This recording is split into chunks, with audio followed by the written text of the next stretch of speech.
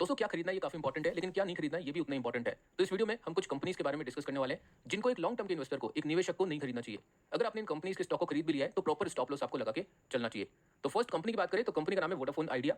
Stock का price आप देख सकते हैं काफी सस्ता प्राइस इसमें आपको देखने को मिल जाएगा। तकरीबन 8 रुपए के आसपास स्टॉक अभी आपको मिल रहा है।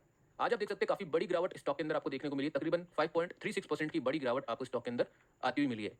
टीवी चैनल्स पर इस कंपनी के लिए काफी ज्यादा बातें की जाती है। तो अगर आप टीवी चैनल पर देखकर स्टॉक को खरीदते हो तो एक सजेशन होगा आपके लिए, प्रॉपर स्टॉप लॉस लगा के आप चलिए। क्योंकि दोस्तों वहां पे जो भी आपको आइडियाज दिए जाते हैं वो ट्रेडिंग के आइडियाज दिए जाते हैं, इन्वेस्टमेंट के आइडियाज नहीं दिए जाते हैं।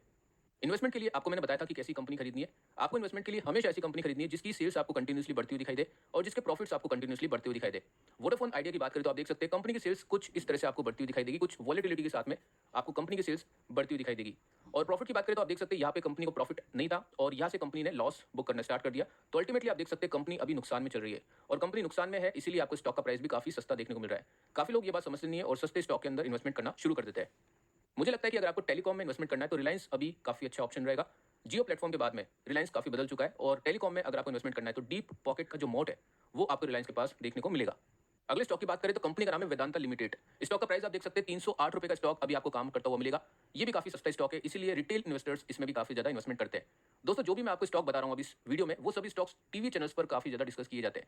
इसलिए जो न्यू इन्वेस्टर्स है जिनको फंडामेंटल्स की नॉलेज नहीं है वो इन कंपनीज में काफी ज्यादा इन्वेस्टमेंट करते हैं। इसीलिए दोस्तों मैं वीडियो अपलोड कर रहा हूं क्योंकि मुझे लगता है कि काफी सारे सब्सक्राइबर्स, काफी सारे ऑडियंस या काफी सारे व्यूअर्स आप बोल सकते हैं वो अभी मार्केट में काफी न्यू है।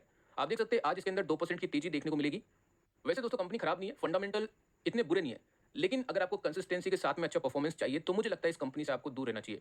आप देख सकते हैं कंपनी की सेल्स आपको बढ़ती हुई दिखाई नहीं देगी, कुछ इस तरह से वॉलेटाइल आपको कंपनी की सेल्स होती हुई दिखाई देगी। और कंपनी के प्रॉफिट की बात करें तो आप देख सकते हैं कंपनी के प्रॉफिट भी आपको बढ़ते हुए दिखाई नहीं देगी। एक बार 2020 में कंपनी लॉस में भी आ गई थी। अगर आप कंपनी का चार्ट देखोगे और कंपनी के सीजीआर को देखोगे तो काफी कम सीजीआर आपको इस कंपनी के देखने को मिलते हैं। अगर आपने खरीद लिया है तो आपको स्टॉप लॉस लगा के उसको होल्ड करना चाहिए। अगले स्टॉक की बात करते हैं, कंपनी का नाम है Indian hotels company limited. Stock का प्राइस आप देख सकते हैं 153 रुपीज का स्टॉक अभी आपको देखने को मिलेगा। 2% की तेजी आज आपको स्टॉक में आती हुई दिखाई दे रही है। दोस्तों इस स्टॉक के बारे में भी टीवी चैनल्स पर काफी बात की जाती है कि जो अनलॉक का थीम है उसके लिए काफी अच्छे मौके आपको होटल इंडस्ट्री में मिल सकते हैं। दोस्तों अगर आपको टूरिज्म इंडस्ट्री में इन्वेस्टमेंट करना है अनलॉक के थीम के लिए तो मुझे लगता है आईआरसीटीसी अभी के लिए काफी बेस्ट है।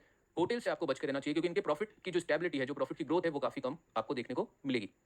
ये आप देख सकते हैं दोस्तों इनका फाइनेंशियल परफॉर्मेंस, आपको कुछ इस तरह का फाइनेंशियल परफॉर्मेंस देखने को मिलेगा कि कंपनी सेल्स तो करती है। आप देख सकते हैं कंपनी की सेल्स डाउन नहीं हो रही है। ये 2021 की बात अलग है, इसको अपन इग्नोर और अवॉइड करके चलते हैं। उससे पहले का डेटा आप देखने की कोशिश करिए कि यहाँ से आप देखोगे तो कंपनी की जो सेल्स है वो आपको बढ़ती हुई दिखाई देगी। आप देख सकते हैं सेल्स इसकी कभी कम नहीं होती है। लेकिन आपको फायदा कब होगा? जब कंपनी को फायदा होगा, जब कंपनी पैसा कमाएगी। तो कंपनी प्रॉफिट कमा रही है या नहीं कमा रही है? 2021 को तो हम चलो इग्नोर करके चलते क्योंकि कोविड का टाइम था तो कंपनी नुकसान में चली गई।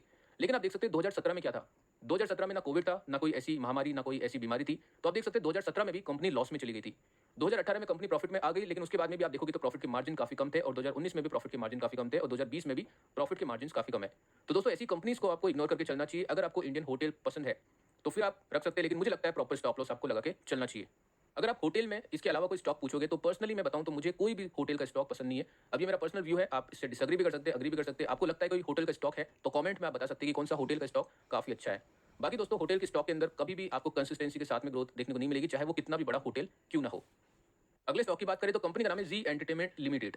आप देख सकते हैं ये भी सस्ता स्टॉक है, 187 रुपीज का स्टॉक का प्राइस आपको देखने को मिलेगा। इसके लिए भी टीवी चैनल्स पर काफी ज्यादा बातें की जाती है। 2% की तेजी आज आपको स्टॉक के अंदर देखने को मिलती है। इसका परफॉर्मेंस आप देख सकते हैं, सेल्स आपको 3 साल में काफी बढ़ती हुई दिखाई देगी। या आप देख सकते हैं सेल्स इसकी तीनों साल में काफी अच्छी तरह से इंक्रीज हो रही है। लेकिन दोस्तों आप एक चीज नोटिस कर सकते हैं कि सेल्स के बढ़ने के कारण, मतलब सेल्स के बढ़ने के बावजूद भी आप देखोगे तो प्रॉफिट के अंदर आपको एक डिप देखने को मिला है। तो ये कमजोर कंपनीज की दोस्तों निशानी होती है। ये पॉइंट आपको देख के चलने चाहिए। इसके बाद में दोस्तों आप देख सकते हैं कि सेल्स आपको अगेन काफी बढ़ती हुई दिखाई दी, लेकिन जो प्रॉफिट है वो काफी कम हो गए। तो ऐसी कंपनी जो कंसिस्टेंसी के साथ में अपने प्रॉफिट को नहीं बढ़ाती है, वैसी कंपनी ट्रेडिंग के लिए काफी सही है लेकिन इन्वेस्टमेंट के लिए काफी खराब है। इन कंपनीज को नीचे खरीद के ऊपर आपको बेचना चाहिए, लॉन्ग टर्म के लिए अपने पोर्टफोलियो में नहीं रखना चाहिए। कंपनी की बात करें तो दोस्तों ये काफी वेल नोन कंपनी है और काफी बड़ी कंपनी है और इंडेक्स का पार्ट भी है। लेकिन इंडेक्स के पार्ट का ये मतलब नहीं कि आप सभी कंपनीज को रखोगे, क्योंकि इंडेक्स में वेटेज भी काफी इंपॉर्टेंट होता है। इन कंपनीज का वेटेज अगर आप देखोगे तो इंडेक्स में काफी कम वेटेज आपको देखने को मिलेगा। तो जिन कंपनीज का वेटेज आपको इंडेक्स में काफी कम देखने को मिलता है या सबसे नीचे देखने को मिलता है, उन कंपनीज को आप अपने पोर्टफोलियो से रिमूव कर सकते हैं, क्योंकि वैसी कंपनीज आपको कभी भी बड़ा पैसा कमा के नहीं देगी। अगले स्टॉक की बात करें तो कंपनी का नाम है डीएलएफ लिमिटेड। आपको इनकी बिल्डिंग्स काफी ज्यादा देखने को मिल जाएगी गुड़गांव में। लेकिन दोस्तों कंपनी की बात करें तो कंपनी ब्रांड के हिसाब से काफी सही है, लेकिन फंडामेंटल के हिसाब से कंपनी बिल्कुल भी सही नहीं है। आप दोस्तों देख सकते हैं कि काफी टाइम पहले ये स्टॉक 300 रुपए के आसपास था कुछ सालों पहले। अगर आप अभी खरीदते हो और कुछ सालों तक इसको होल्ड करके रखते हो तो मुझे लगता है यही प्राइस आपको इसमें देखने को मिलेगा, क्योंकि प्रॉफिट के अंदर कंसिस्टेंसी इसमें देखने को नहीं मिलती। ये जो स्टॉक है ये भी दोस्तों टीवी पर काफी ज्यादा डिस्कस किया जाता है। आप देख सकते हैं गुरुजी ने भी इसको रिकमेंड किया है। आप देख सकते हैं यहाँ पे आपको डीएलएफ का नाम देखने को मिल जाएगा। तो दोस्तों फाइनेंशियल परफॉर्मेंस की बात करें तो आप देख सकते हैं गुड़गांव में इनकी बिल्डिंग्स काफी बड़ी देखने को मिलेगी, लेकिन आपको इनकी बिल्डिंग्स प्रॉफिट की बिल्डिंग सिर्फ एक बार बड़ी देखने को मिली है, वो की 2018 में। उसके बाद में दोस्तों आप देख सकते हैं बिल्डिंग नेगेटिव में आपको जाती हुई मिलेगी और उसके बाद में कभी पॉजिटिव आती है और कभी नेगेटिव जाती है। तो ये पॉइंट आपको ध्यान में रखना है। सेल्स भी आप देख सकते हैं बढ़ती हुई दिख रही नहीं है और सेल्स भी आपको घटती हुई दिखाई देगी।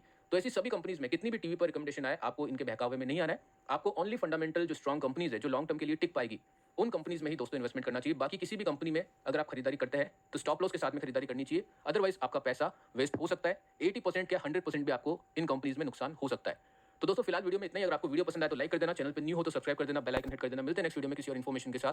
तब तक के लिए बाय बाय दोस्तों।